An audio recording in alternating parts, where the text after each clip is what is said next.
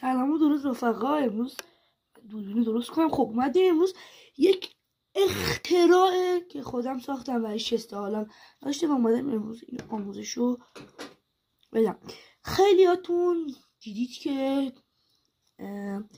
فندک های شوکری هستش که وسیله بازیه و خیلیاتون دنبالش گشتید یا قیمتش بالا بوده یا نتونستید تهیهش کن پیداش نکردید. و امروز اومدم من با یه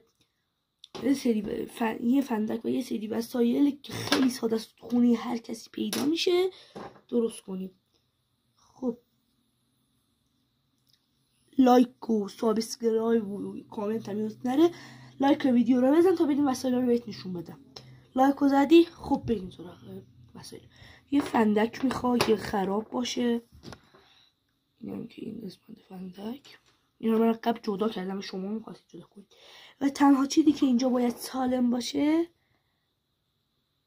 این تیکه فندکی که باید برق بده. و برای من یه سری ذره خراب و یه چسب برق که تو خونه همتون یه چسب برق حداقل هستش. و اگه میخواید بس آموزش شکرم بذارم حتما لایک و فالو تو کامنت هم بنویسید دیگه میخواید یا نه. خب بریم سراغ آموزش. لیتس گو. خب آقا ببینید برای دوستش گاز داره در میده، فندکش خب خرابه. ببینید بچه ها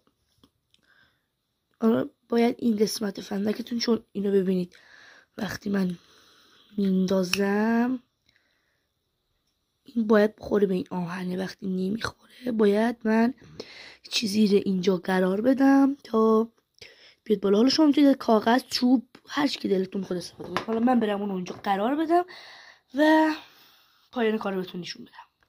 خب بچه ها همینجور که میبینید من از کاغذ روغنی برای تهش استفاده کردم. ببینید اینو میندازم میاد بالا. حالا خیلی هم نباید بیاد بالا، برای من خیلی اومد بالا. شما درستش کنید. حالا بچه من این قسمت شو باید یه جا بچسبونیدم، گاز داره در میده روی مخمه. خب بچه من اینو یه جا بدم و یکیشو براتون بذارم. خب و بچه اینی که میبینید میشه، من نور ندارم در راز اینجوری باید بشه انگشتم ناخونش دیگه داخل تو خون اومد.